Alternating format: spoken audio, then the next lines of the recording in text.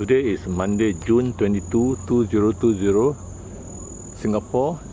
This is Yio Chu Kang Crescent, the road, and this is the Seletar Simpang Kiri River. As you can see, the waters are quite still, and the reflections are really great. You can see the leaves and the plants reflected as the evening sun sets. This is about 6 p.m.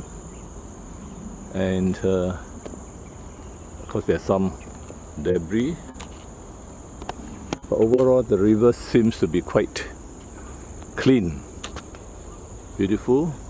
This is exactly the same color as I see in a camera, and there are joggers around. This is a quiet road. The grass has been mown recently as they were overgrown with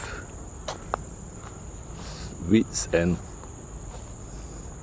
mimosas, but you can see it's just been freshly mown, and there are joggers around.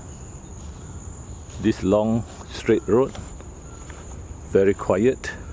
It's not a major road, and these are the plants,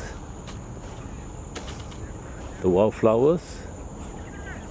I shall stop now. This is just to show the scenery on June 22nd, 2020. Jalan Lim Chu Kang Crescent.